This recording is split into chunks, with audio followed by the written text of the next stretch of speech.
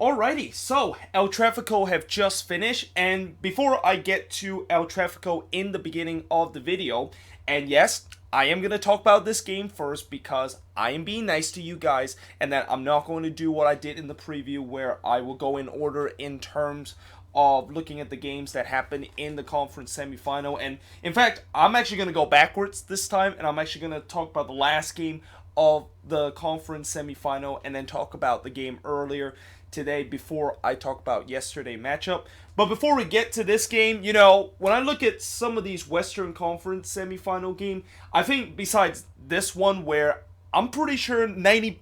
of people thought that this was going to be a crazy game and was going to have some scoreline that looked like FIFA Ultimate Team kind of number of a scoreline. The other games were definitely much more low scoring, and this is kind of what I expected in terms of the playoff game. I mean, I know in the first round we have those crazy 4-3 games and we had just some insane thing happen, but the reality is I think things were going to get tightened up a little bit and that we are not going to see as much of a chaos in terms of goal scoring as we saw in the first round of the playoff. And that was the case in the conference semifinal where 3 of the 4 games only feature this game of course features 2 goal. The game against RSL and Seattle also featured 2 goals, and then the game against NYCFC versus TFC only featured 3 goals. But let's actually first talk about the game that featured 8 goals and tied the mark for the most ever goal we ever seen in a playoff matchup is between LAFC versus the Galaxy, which ended 5-3, and that LAFC finally get to say that they have finally beaten their noisy neighbor, or should I say their most hated team, the LA Galaxy. And that,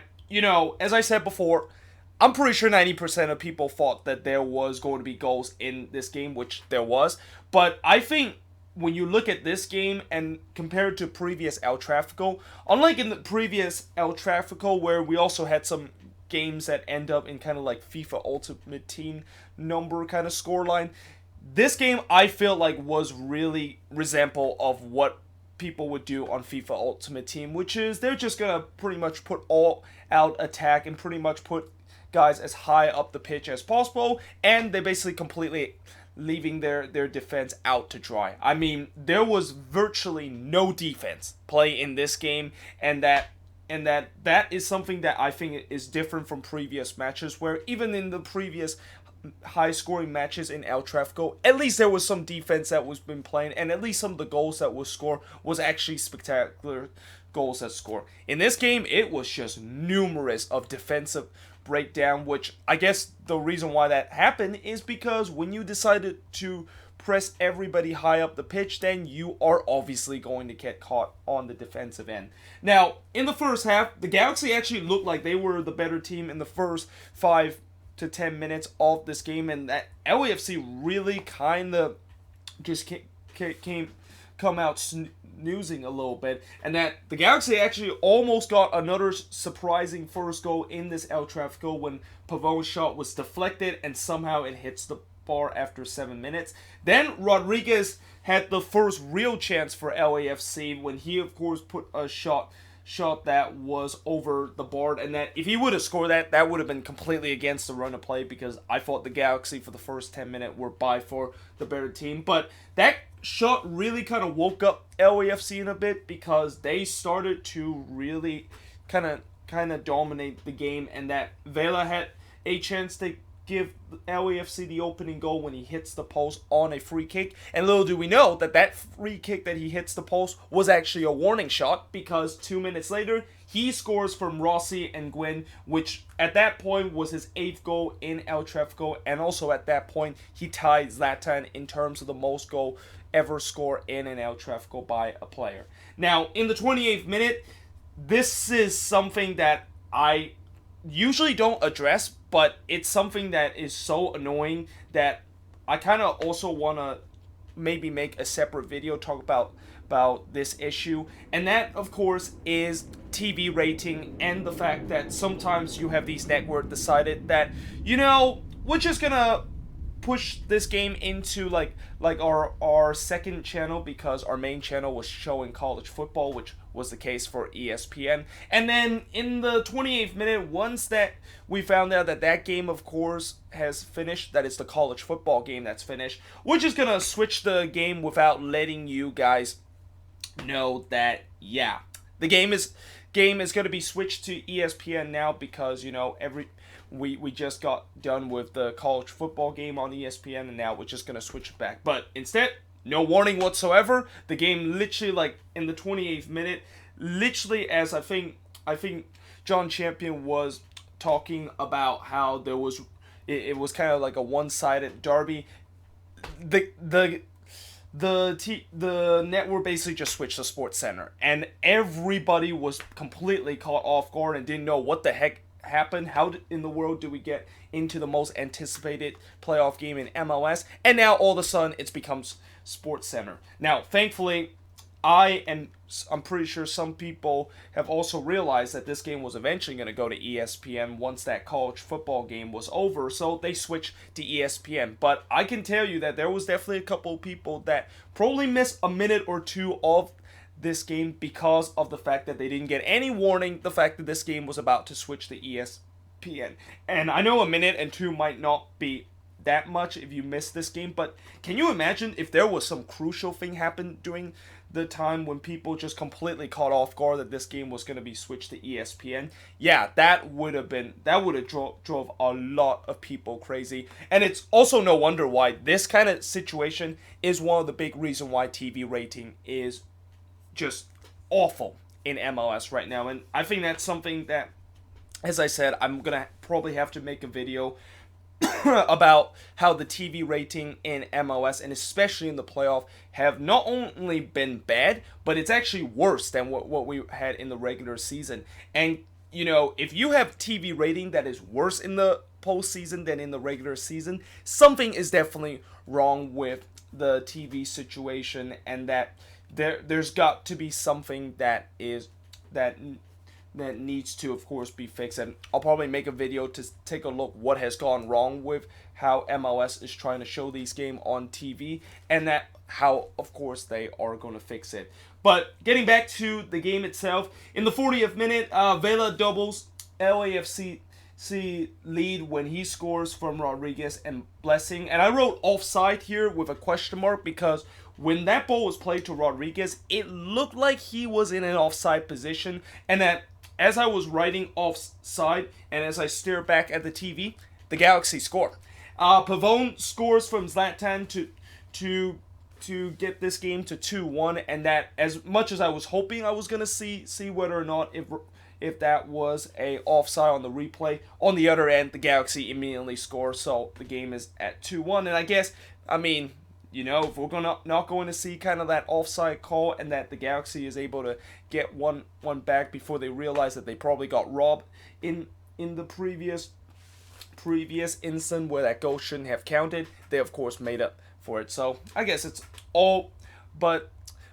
even still there, as the game of course was at 2-1 at that point, and that is where we got into halftime. Now in the second half, Zlatan gets the equalizer in the 55th minute, but this was an absolute gift by Zlatan. I mean, we've seen Zlatan in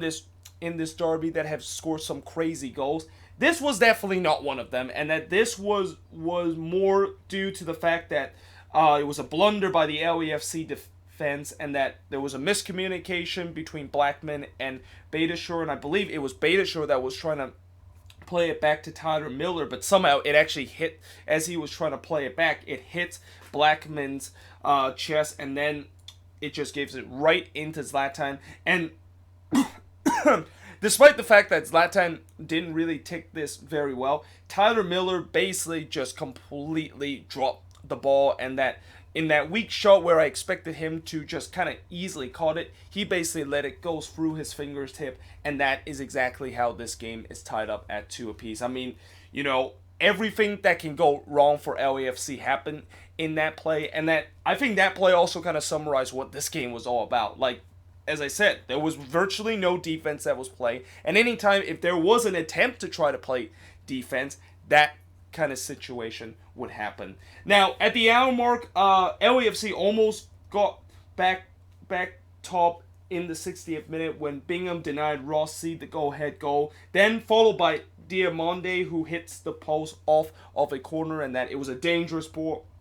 coming in the corner. You could argue maybe there was a slight contact in the box by one of the Galaxy defender on Dio, and that maybe that could have been a foul in the box and a penalty for LAFC, but it wasn't called that way, and that Dio just could not quite get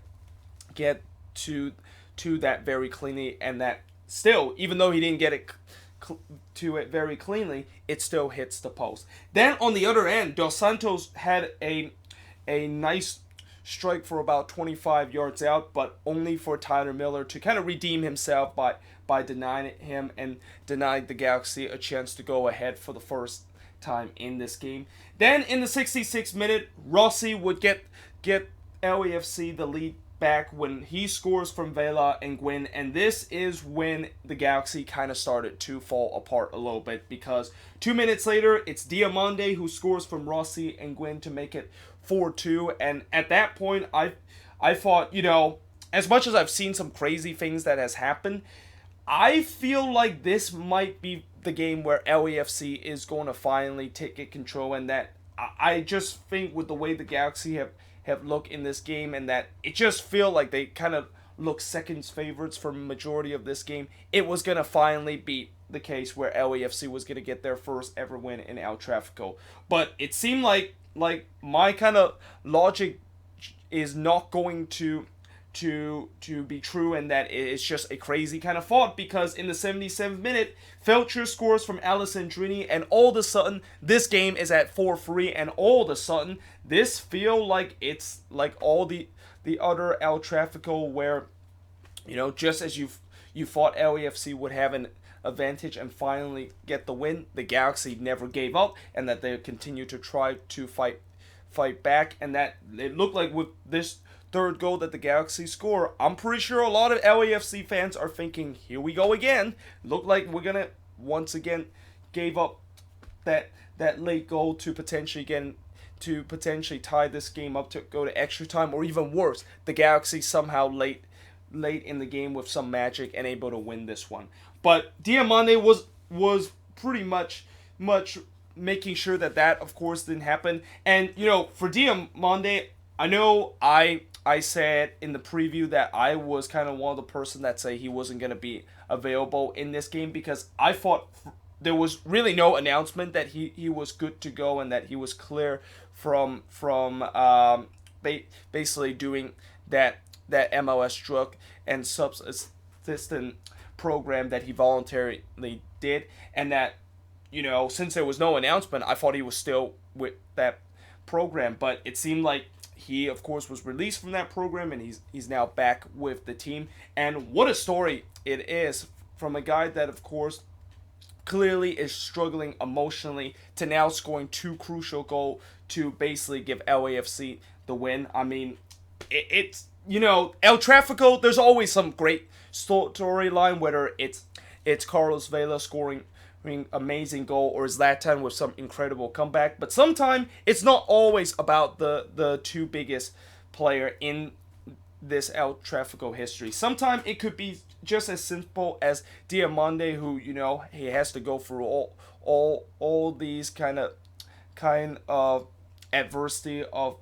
just kind of struggling mentally, and that he has to go in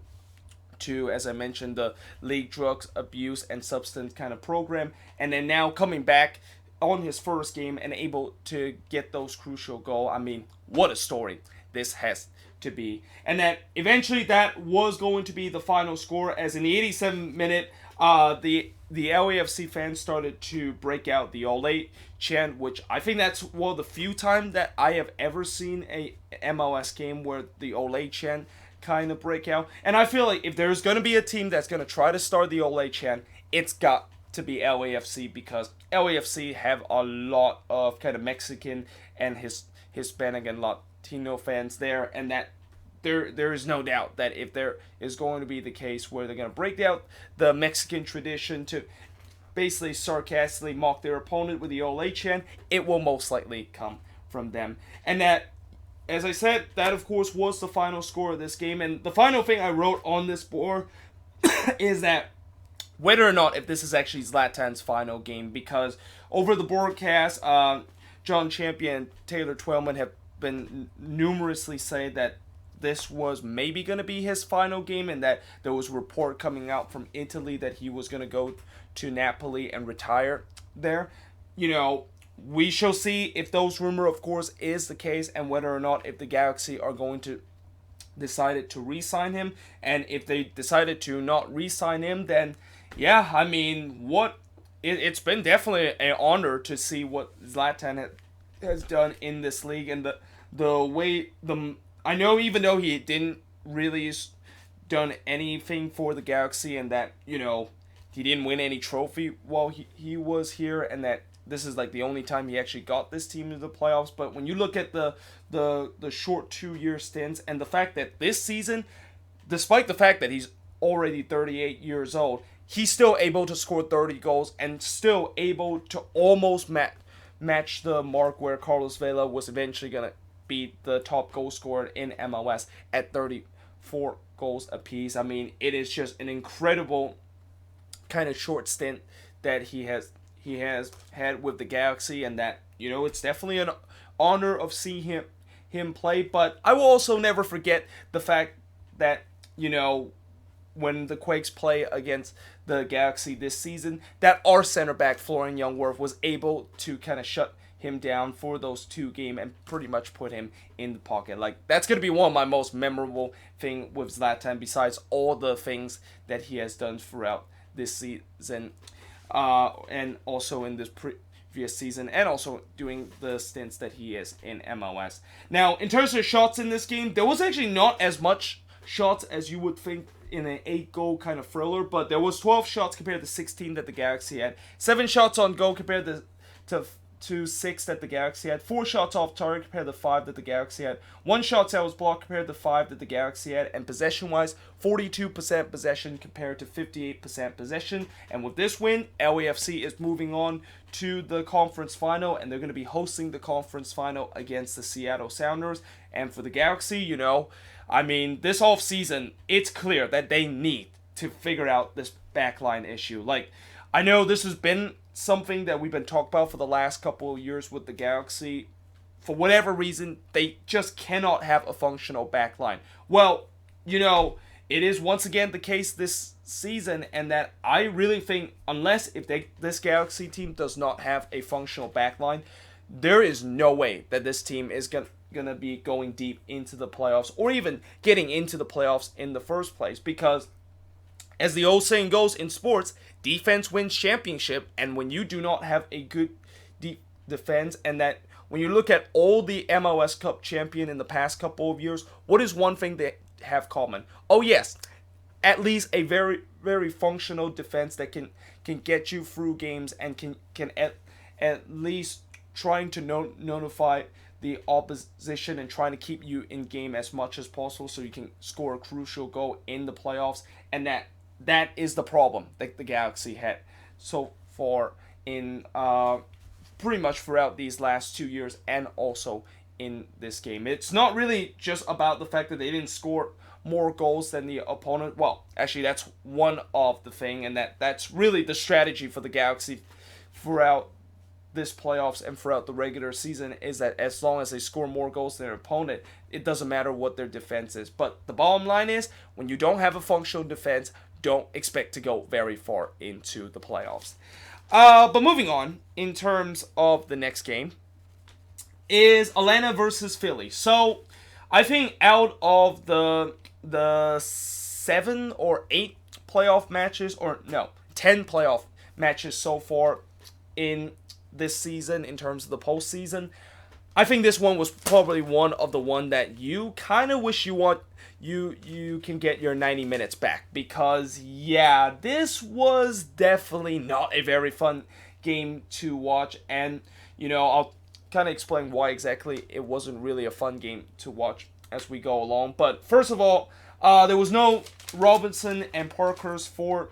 for Atlanta in this game, but Pity Martinez actually started in this game, which just makes me even more puzzling of the fact that why in the world did he not start in the last game, and why in the world did Frank de Boer all of a sudden saying, okay, yeah, I'm just gonna put Pity in just because, I know a lot of people has been criticizing me for not putting him in, and there's something going, and that I'm just gonna silence those critics by putting him in. And he actually made a big impact in this game too, when he finally get a chance to play in this one. But for Philly, they also had some injury crisis, and that, as I said in the beginning in the preview, this was a game where both teams was dealing with some big injuries concern, and that in this game for Philly, they of course once again will not have Shabilko, but Bedoya is actually going to be starting in this game. So the good news is at least their captain is starting in this game. The bad news is their leading goal scorer is not starting in this game. And although in the last game against the Red Bulls, where I was kind of surprised the fact that they were able to still score those goals and still able to score 4 even without Shabilko on the pitch, I just have a feeling that, this is not going to happen again, where Philly is going to not have their main goal scored, and that, they are still going to able to find a way to score 3 or 4 goals in the game. And when you look at this game, I just feel like they badly missed Shabilko in this game, and that if Shabilko was playing in this game, I think this result could have been very different for Philly in this one. But in the first half, Atlanta, they dominate early in the game, and at one point they actually had like 85% possession, and their dominance was paid off when in the 10th minute, Julian Gresso scores from Pity Martinez to give Atlanta a 1-0 lead. But after that was really it from the Atlanta attack for majority of this game, as, with them kind of dominate early and kind of just putting full throttle on the attacking end, I was kind of surprised that they basically just completely put the foot off the gas for the rest of the game, and that the attack just kind of never got going, and that this has kind of been the story with Atlanta. Like, we have seen there are a couple of games where they are able to be a team that we saw in the MLS Cup winning team last year, where they just pretty much refuse to let off that pedal in the attack, and then they just keep pushing man forward so they can score goals. And that this season, that hasn't been the case, and it's been more like, well, if we score 1 goal, we're just going to be comfortable at and just kind of try to sit back and hope that we don't concede another goal too. And that's also one of the reasons why Atlanta fans have really hated Frank de Boer, because of the way that it feels like the way that they're playing is being very negative, and that it's just looks nothing like what they experienced when Tata Martino was basically playing some free-flowing football that Atlanta basically scored like 4 or 5 goals in a game. But I will say this with Frank de Boer, I thought he got the tactics wrong, or not the tactics wrong, but the tactics right in terms of this game, even though they were kind of a little bit disjointed. And the thing that he got it right is the fact that he just kind of completely notified this Union's team, and that he kind of almost want to sit back just to see if Philly can, of course, break them down, because there's been many times the Union, one of the things that they really rely on is that they rely on the press and also on the transitional attack. But one of the things that they don't want to do in terms of the attack is try to break an opponent down, and that's when they kind of have some issue with that. So it was kind of almost as if Frank de Boer saw that kind of case, and that, what, all we have to do now is just kind of sit back and ask if Philly can break us down. And throughout this game, for a majority part of this game, Philly just could not quite break down this Atlanta team. But they did break them down in the 16th minute when Guzan actually denied Aronson, after a lethal attack from the Union. And I should also wrote lethal counterattack from the Philadelphia Union, because they immediately go on a transitional attack, which is something that they rely on in terms of scoring goals. And that when the ball was played to Aronson, I feel like he probably could have done better in terms of strike that one. I mean, he did get it on target, but he just basically hits it straight into Guzan, and that Guzan made an easy stay at that point to preserve Atlanta a 1-0 lead up to that point. Philly then after that missed chance started to control the game while Atlanta attack looked very lopsided and looked very sloppy going forward, but that was kind of part of maybe the tactics of the fact that they just want to sit back and try to absorb as much pressure as possible on this Union team that just kind of had no answer in terms of trying to breaking down this Atlanta team. And then in the second half, I wrote ref was letting go calls and calling questionable foul. No doubt the referee in this game wasn't that good, but I know a lot of people kind of complain with the fact that sometimes referee are letting go calls in the postseason that should have been called in the regular season. The bottom line is that is basically the case. I mean, I think in the postseason, referee are letting go some of those calls that would have been called in the regular season because they don't want to kind of like stop the flow of the game, and that the only time when they do call fouls is that if it's something very cynical. But I think in this game, the referee, as I said, the fact that they let go some calls, he also makes some questionable calls that kind of stop the flow of this game, and it also kind of makes me also right why the game started to look very disjointed, as neither team could really kind of create anything. Now, the one moment that we did had, despite the fact that this game was disjointed, is that in the 60th minute, Blake actually made a spectacular double save to Raw Escobar and LGP. Escobar was trying to strike it from close range, but it was saved by Andre Blake. Then LGP decided to try to head it that one, but somehow in some way it was saved by Andre Blake. And Blake, he had an okay game in this one. I mean, I know some people will say that he once again had a terrible game because of what happened in the 10th minute, where I actually could have easily wrote Blake could have done better in terms of coming off his lines much earlier to basically to scuffle that ball before Gresso can chip the goalkeeper there. But I also kind of feel like, as a goalkeeper, sometimes that is the case where, as much as you are going to try to come off your line and trying to get to that ball, if you cannot get to that ball because it was played perfectly like what happened in that situation, then,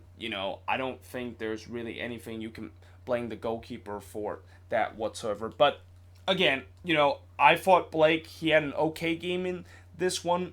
Definitely much better than the last game where he was just making mistakes after mistake, but he wasn't spectacular in this game other than this incredible double save that he made at the hour mark. Now, in the 74th minute,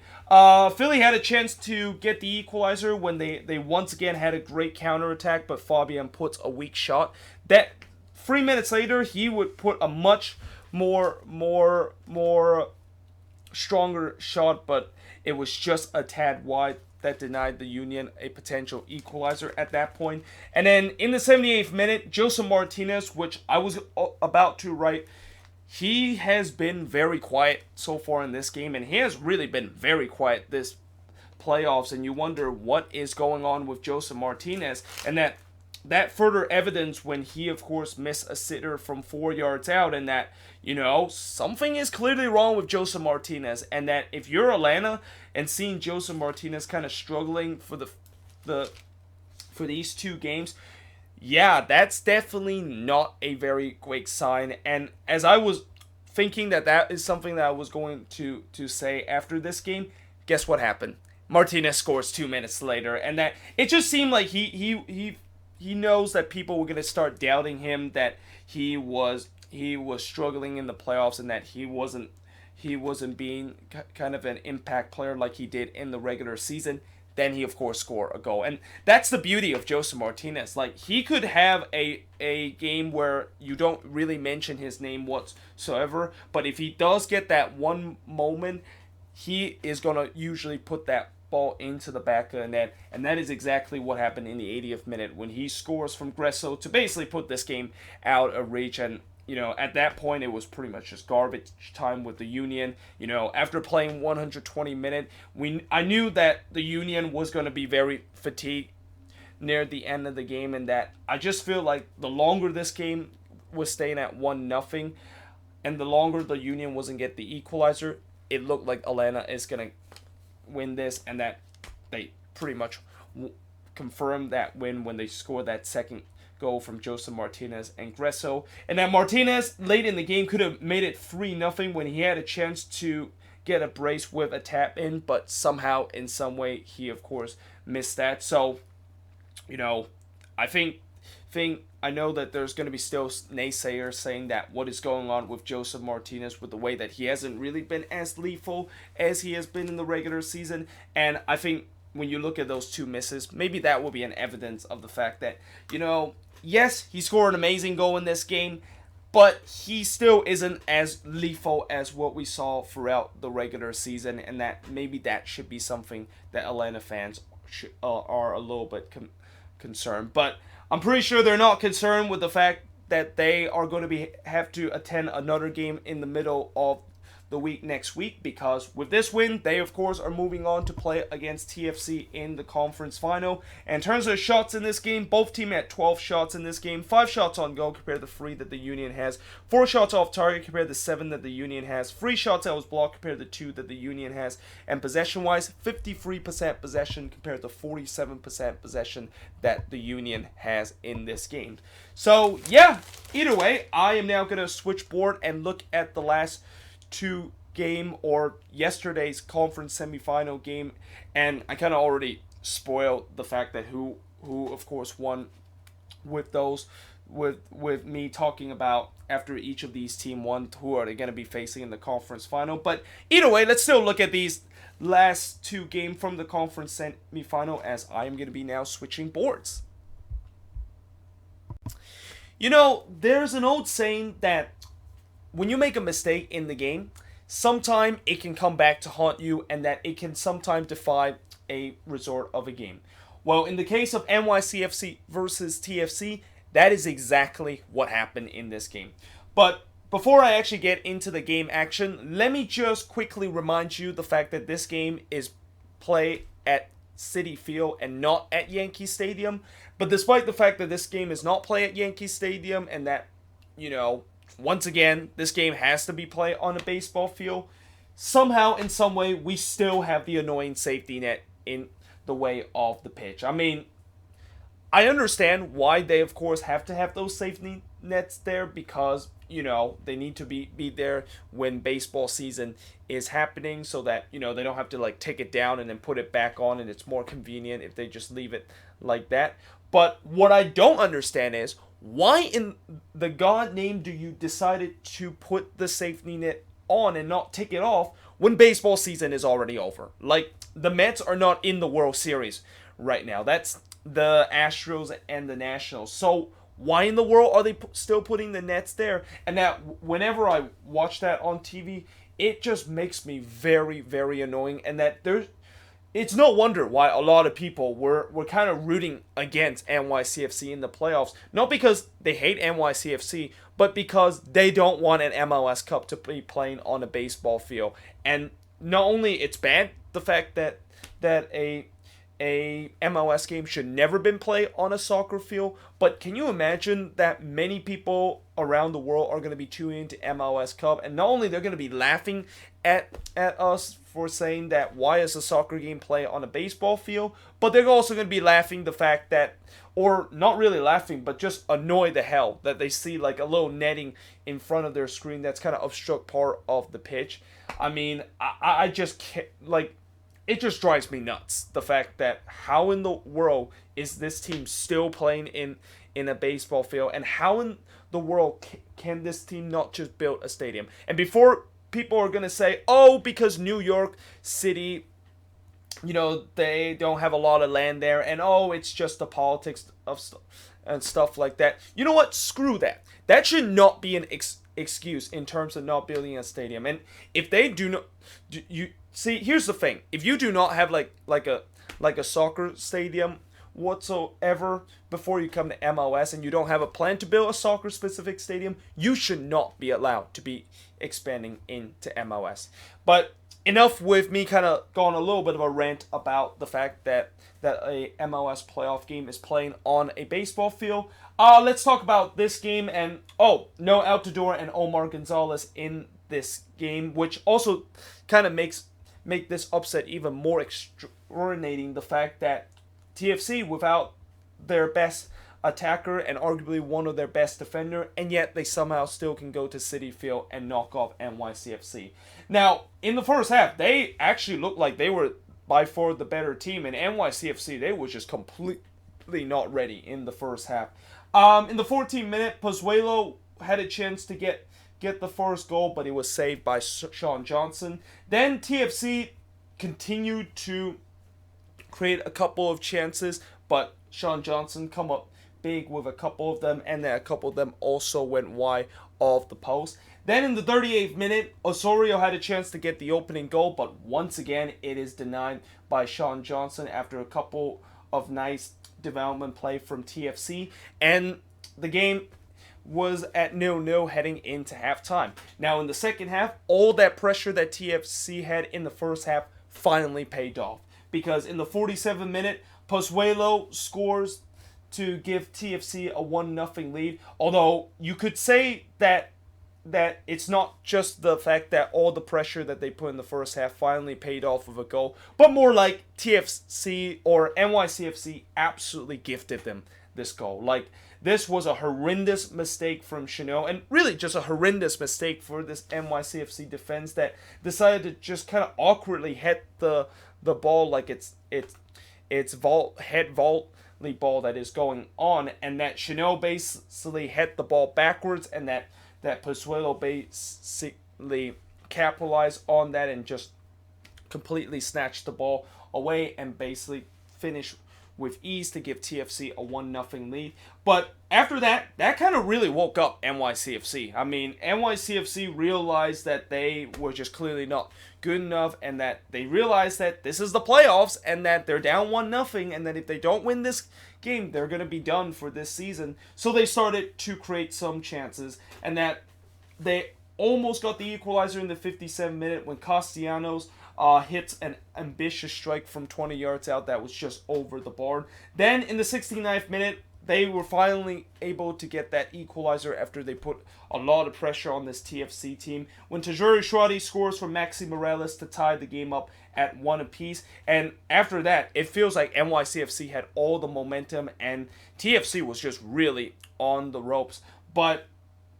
in the 87th minute, just as the game was heading into stoppage time and think that maybe this game was going to go to extra time, another mistake from NYCFC. And this is why I said in the beginning when I was about talking about this game, is that mistake basically defines this game, and that here in the 87th minute, Matarrita, for whatever reason possible, decided to block down Richie Larea there in the box, even though Larea was clearly about to maybe put that ball out of play, and that, you know, he wasn't really in a good angle to even put the ball back into the middle of the box. But somehow Matarrita decided to slide in and caught Larea. It was a clear penalty and a huge mistake by the NYCFC defender. And because of that, gives TFC a chance to get the go-ahead goal. And unlike back in the last meeting when both of these teams face each other in New York, and that TFC was gifted a penalty and they weren't able to take advantage to get that second goal, this time TFC was able to take advantage of it. And it was Pozuelo who, I'll tell you what, he has to have a ball of steel to decide it, to try to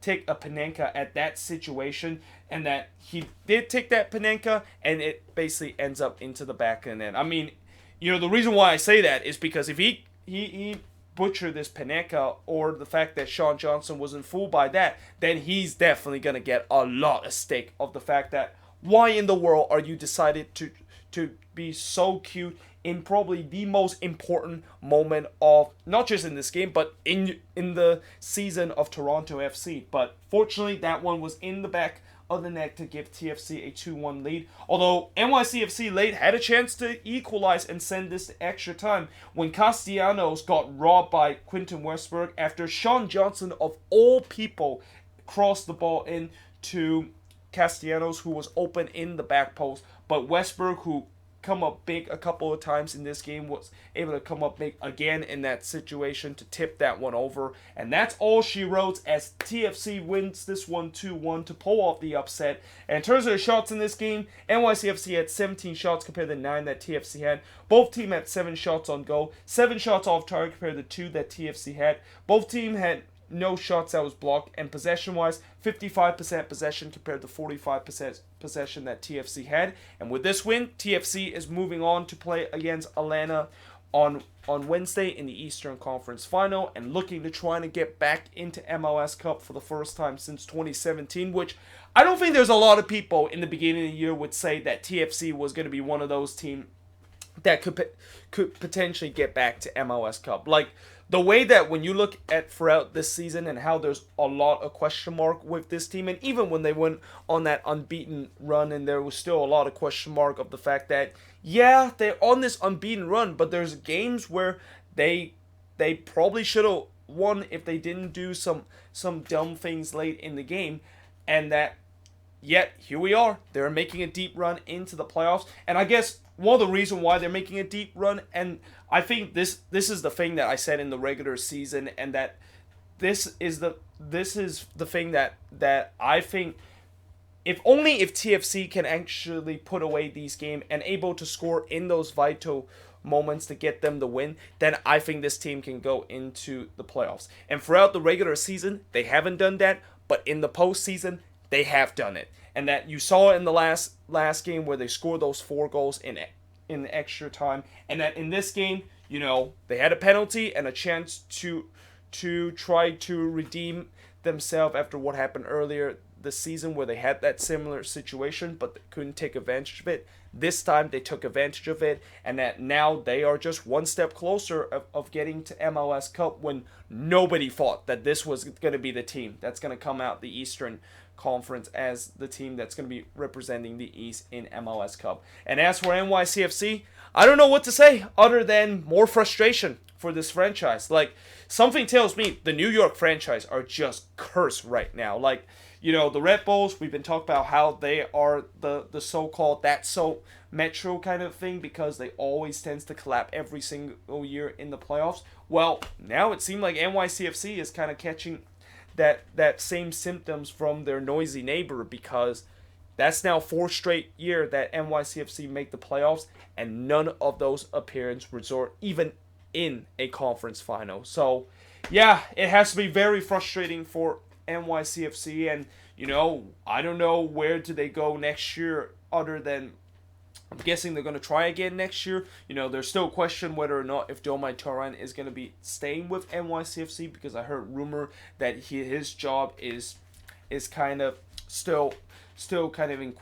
questionable heading into the off season. But yeah, overall another frustrating year for NYCFC, and for TFC it's jubilation and a chance to get back to MLS Cup for the first time in 4 years. But moving on into the final game of the conference semifinal is Seattle winning 2-0 against RSL. Now,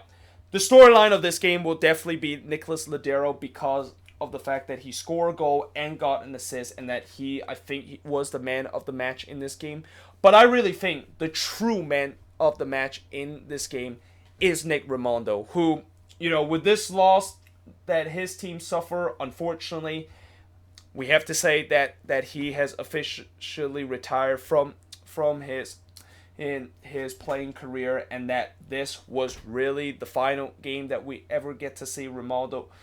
play for RSL, and that, you know, what a career it's been for Ronaldo. Like, with all that legendary kind of stuff with him, I believe,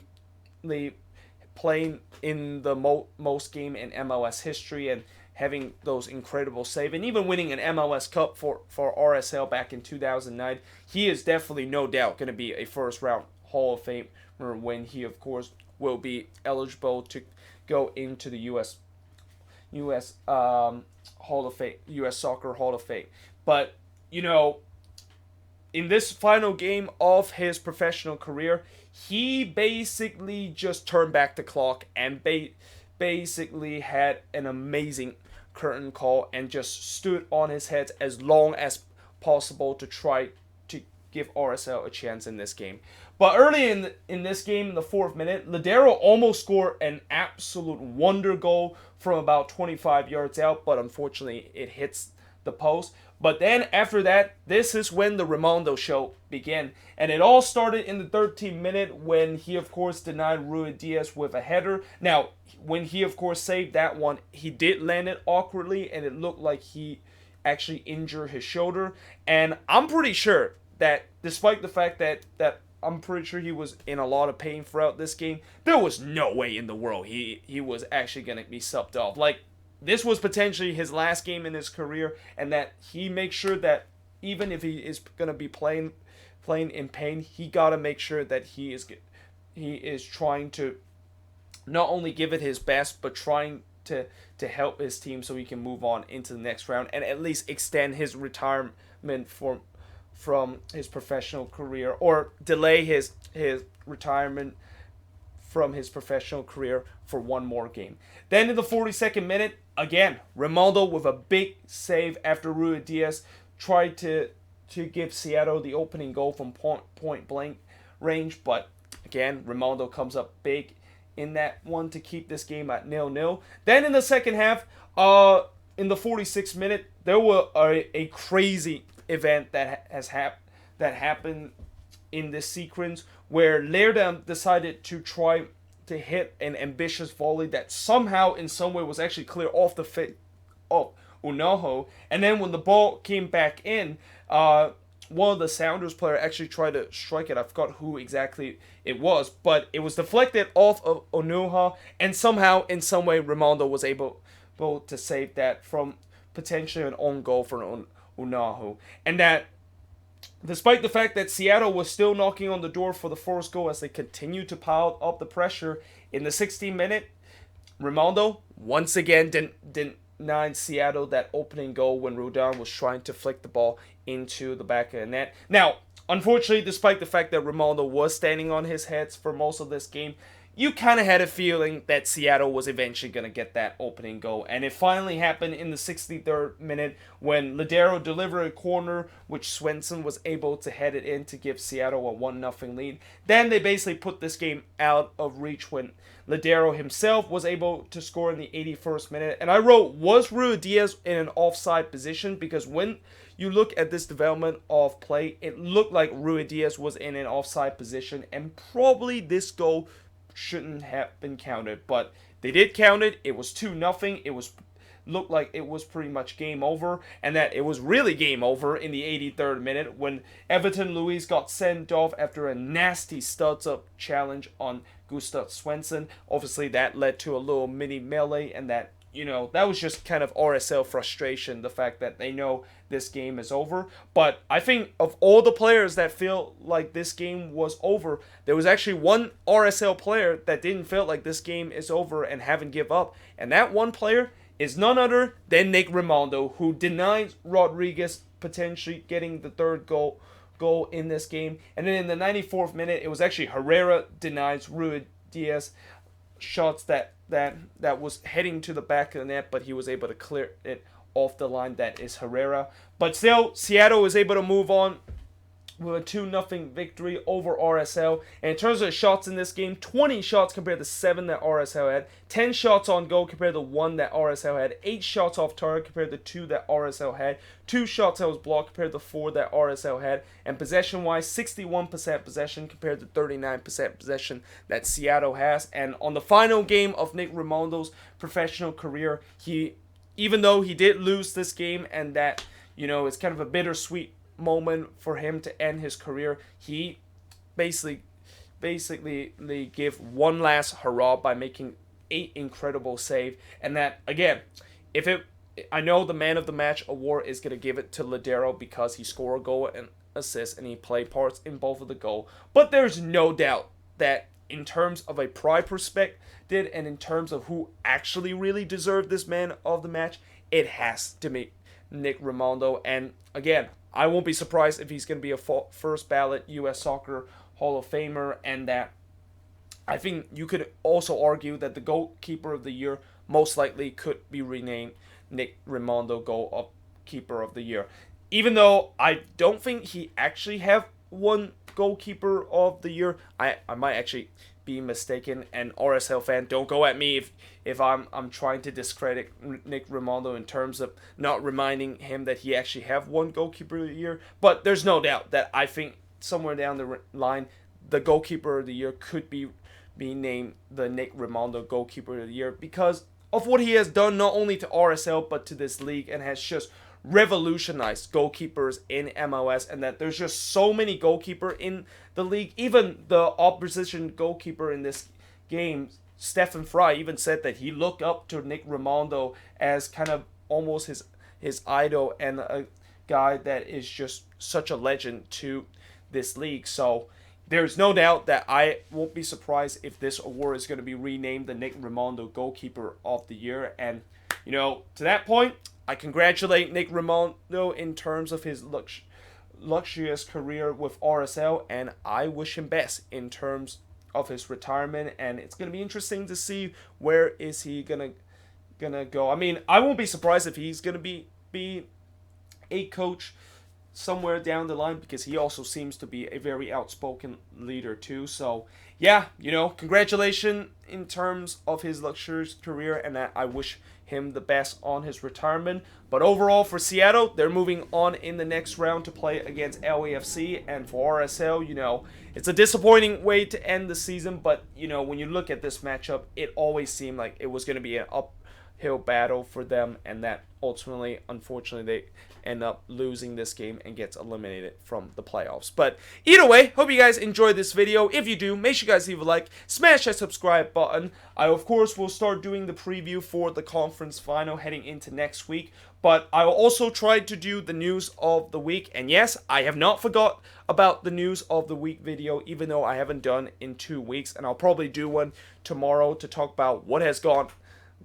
on in the last couple of weeks during the playoffs, and is there some signings and even some head coaching moves that has happened in the last couple of weeks. But either way, hope you guys enjoyed this video, and I will see you guys next time.